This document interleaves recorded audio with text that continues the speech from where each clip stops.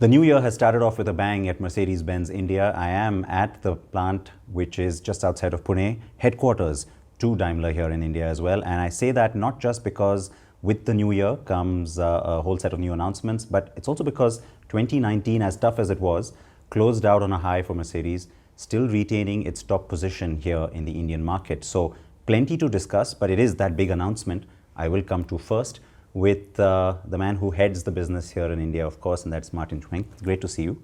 Happy New Year. Thank you. Same to you. Thank you very much. Thanks for coming out to Pune. No, it's always a pleasure, and especially when you give us such great reasons to make the trip. It is a big deal. It's a big day for Mercedes as well, because what you're doing today is not just announcing, just a new product or a new model line. It goes just so much beyond that with a whole new sub-brand, EQ. Yeah, what we do today is we're launching our EQ brand, and that's really something very new. It's not just a car, it is an entire new environment. It's a full set of aspirations and of futuristic technologies and designs. So we're really looking forward to that. And I personally have to say it's a great opportunity to do that at the beginning of the year. Yeah? So it kickstarts our year, and it shall for you guys also kickstart the automotive communication in a different note than we ended last year in total. Now, I'll talk about last year a little bit later, but first, let's talk more about EQ. What is the overall promise before we get into what is the plan? Because of course, globally, we've now understood what Daimler wants to do with this. Why I ask about the India promise is because, of course, the environment here is different, no pun intended, in terms of preparedness, both from consumer mindset and infrastructure. We're still early days for electrics in India.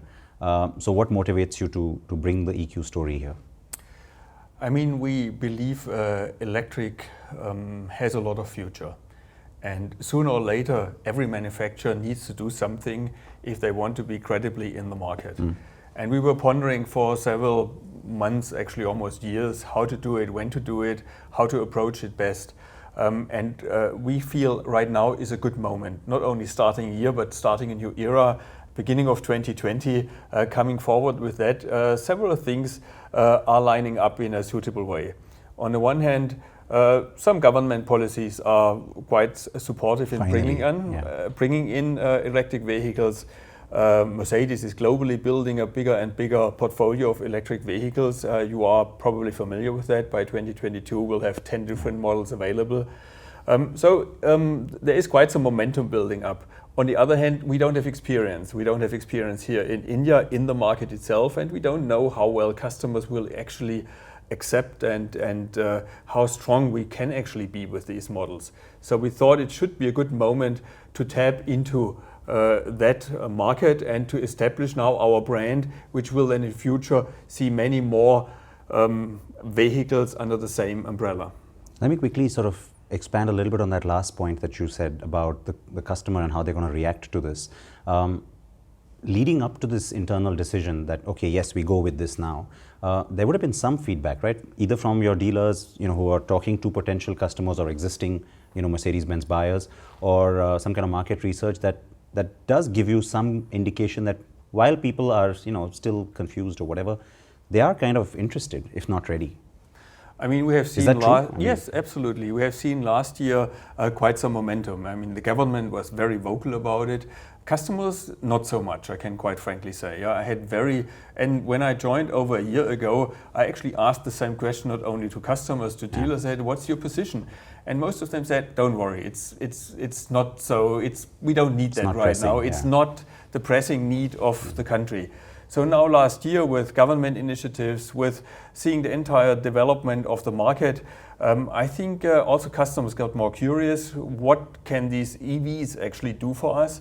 How do they look like? And they try to get a feeling of that. So I think most of them are still in the mode of, is it something for me? I don't know. Yeah. So there's a lot of questions in every customer's mind. But I think having that interest, that initial interest is there.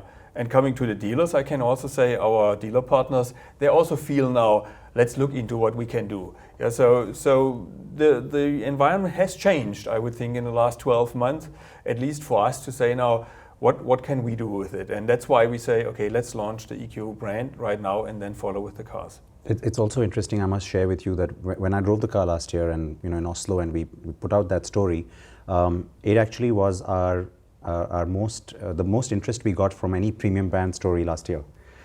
So at least, for me that was a surprise too, because it shows that the curiosity goes beyond just general interest.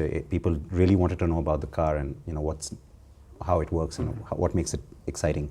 The car itself, of course, everybody has now talked globally about the EQC a lot because that is the first big product from the EQ brand. But like you said, by 22 there's going to be a bunch of stablemates coming in.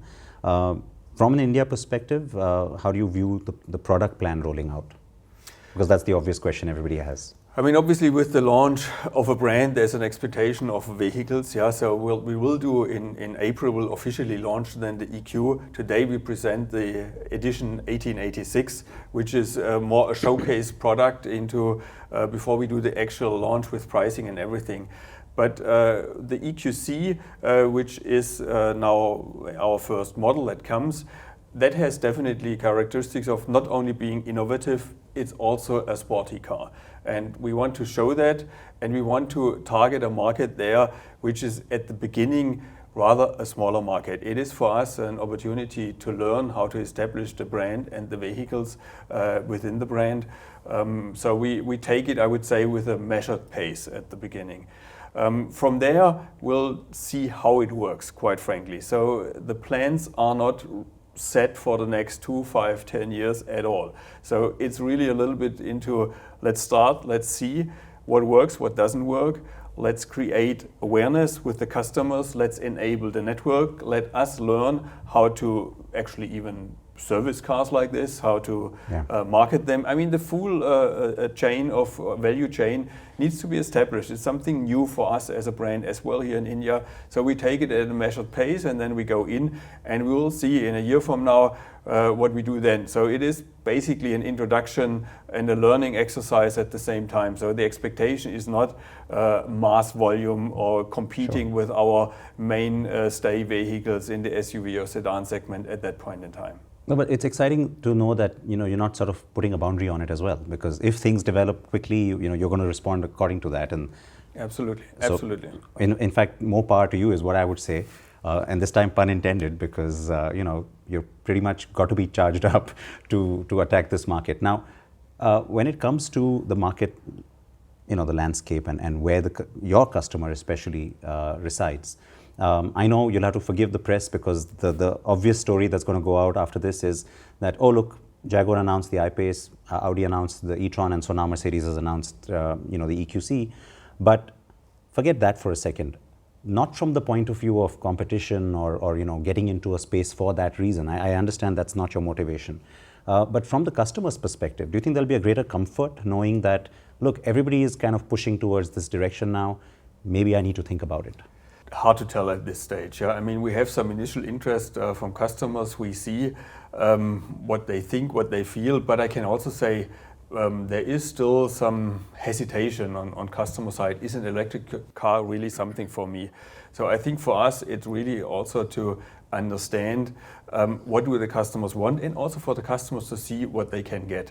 Yeah. For sure, we believe we have a Mercedes there, and that is our number one selling argument. It's not that it's an electric car, it's an electric Mercedes. That will be the main selling argument, and I think that's a strong argument which will pull a lot of customers to have a look at the vehicle and say, is that something that could fit me?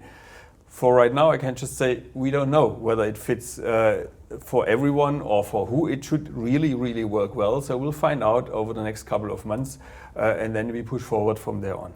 Now, lack of charging infrastructure becomes the other big topic the minute you speak about EV, whether it's at the mass end or at the premium end. And I'm guessing that's also something that your dealers must have asked you straight off when you shared this with them. Would that be a big focus area in terms of that awareness and communication as well, to say that, look, we get it, it's not like there's already infrastructure from the administration that's in place. But if you were to step into this world with us, then this is the assurance we bring you. Will that be a big part of it in terms of how people can charge, where they can charge, etc.? I mean, the entire ecosystem around we still are building up. That's also one of the reasons why at the moment we're not completely coming forward with the launch of the product. We're still in preparation phase, and that will take another couple of months till we have really a more comprehensive offering.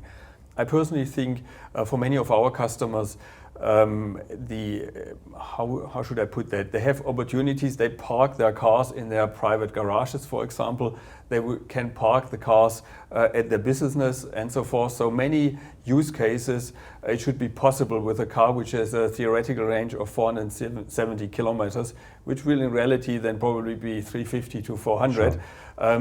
They should be able in the most of the use cases to use it sufficiently and not having range issues as such. For us to push for setting up a major infrastructure, we would not have the scale to do that. Yeah? I mean, we cannot now start projects to, set up charging infrastructure all over India. Sure. That doesn't make sense for a manufacturer which is not selling in mass numbers. So we really have to look into what we can do. So we will definitely provide a reasonable startup configuration for every customer.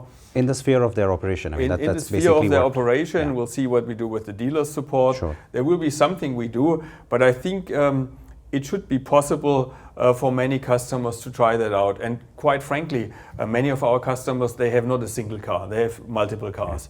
And I can clearly see a car like this with its own specific use case will be a value-adding addition to their stable without now replacing every other car they have in their daily use. No, and you're right. The real-world driving range will make that difference once people actually start to use it. And still, Mumbai, Pune should be possible. Yeah. It should be possible to do most of your daily commutes. Yeah. And again, I also have to say, the cars we still need to test them on Indian roads in a longer extended period. Yeah. So right now I personally have only driven it here in the factory, on the grounds, because we didn't want to show it to the public or a broader audience. So we still need to see what is the real Indian mileage. That's something which will come soon, and then we get a good feeling on how to sell that. I'm very confident that it's possible to do a vast majority of the normal travels should be possible with it, but let's see. Yeah.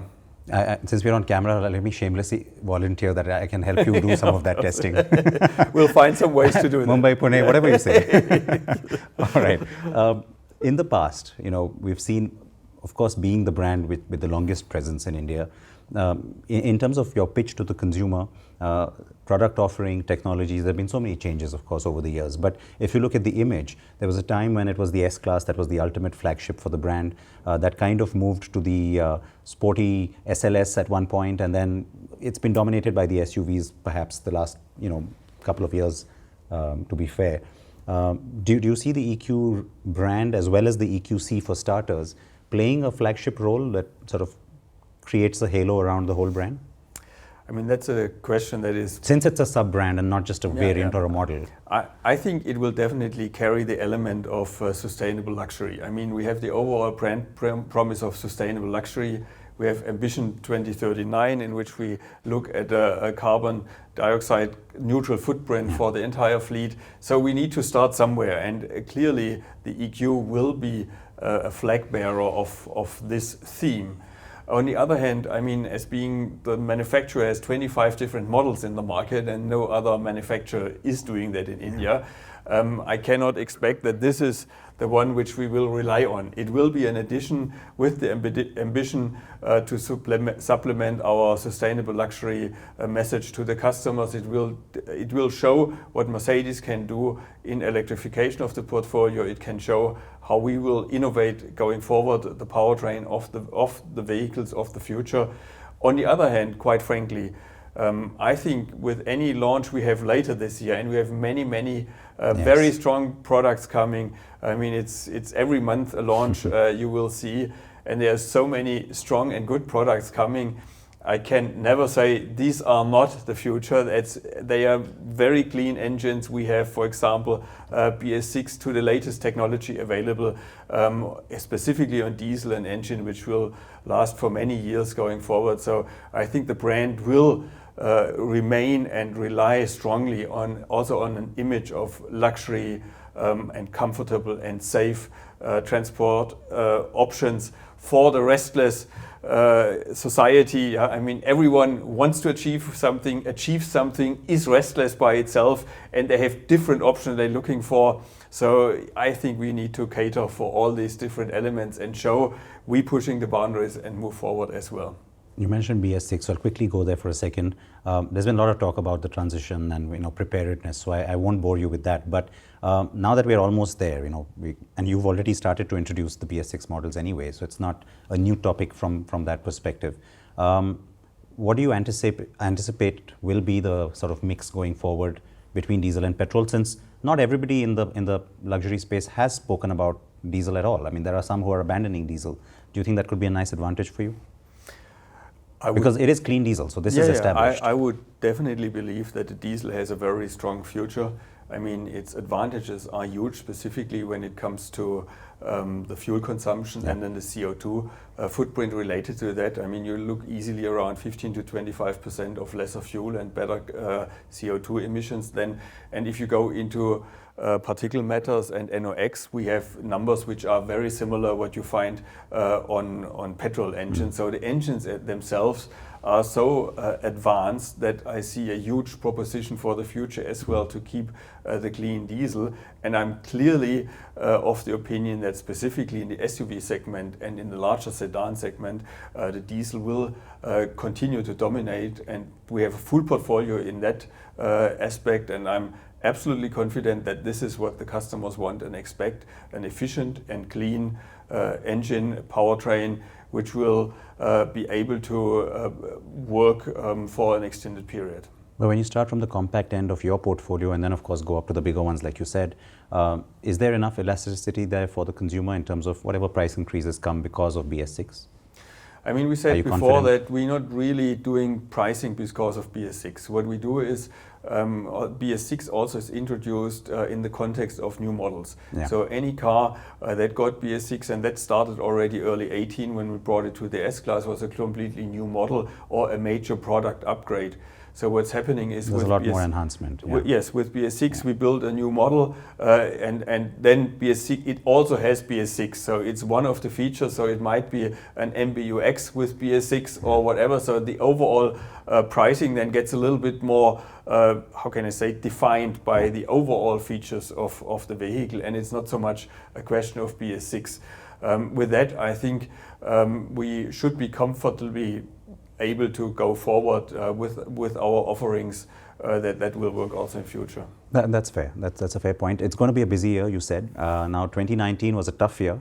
And while you kept us really busy because there was always, like even in the last year, there was always something or the other happening in terms of product. Many will argue that there's also been a bit of a lull when it came to the all new products, the model cycle changes. But that's suddenly coming, and we have, I know, starting very soon, a whole bunch of them coming our way, especially in the SUV space.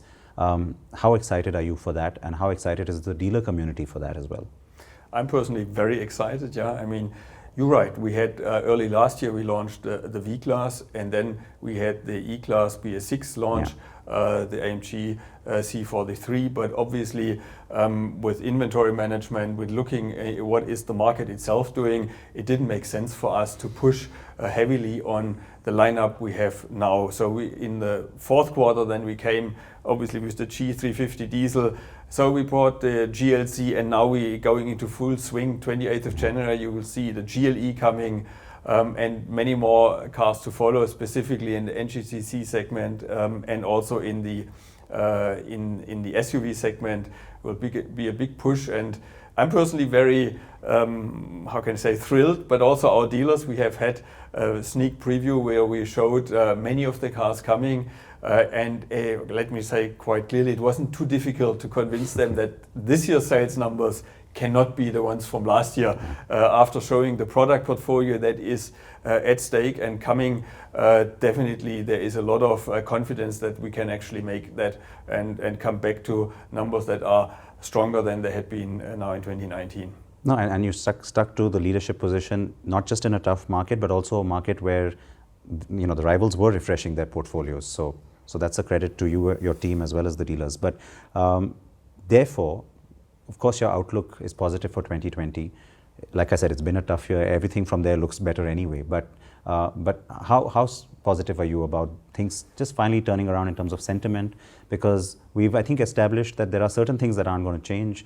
I think the customer understands this as well today, and everybody's sort of getting on with it. Do you get that as well? I think we had last year a strong sentiment issue. Yeah, sentiments were down for many months. Yeah, even though I would say specifically towards the festive season we could really gain momentum. And I personally hope that this lasts now going forward. I mean, you might be surprised to hear that our fourth quarter last year was the best quarter four ever of our brand in India. So we had more than 3% growth compared to the fourth quarter in 2018. So I'm hoping and I'm confident that we have seen the beginning of a new momentum, and that makes it also so conducive for us now to say, let's continue pushing not only with EQ, pushing with GLE, going into the market now and trying to move and grow the market again. You're right, we had actually last year not suffered on the one hand. On the other hand, we have gained market share also with our direct competitors, and I can clearly say I'm quite proud of that. Also based on the good work we did together with our dealers, the offerings we had for our customers. We had many very attractive offerings for them. For example, Wishbox was one of these campaigns which was extremely successful and brought us to a position that we could relatively quickly and easily sell out our BS4 vehicles and now ready for the new 2020 to come. With the GLE and then the GLS, you have two big, literally big offerings that are of great brand shapers as well. SUVs remain popular. Do you find that in the overall luxury market that the SUV theme remains dominant? I mean, quite frankly, for us, not just for Mercedes, but for us, I would think we still like 50-50. Sedan, SUVs, even sedans a little bit higher numbers depending on which models and so forth we're looking. I personally expect that more or less to remain like that. We have specifically with the E-Class, the bestseller in the market, and we expect that to remain.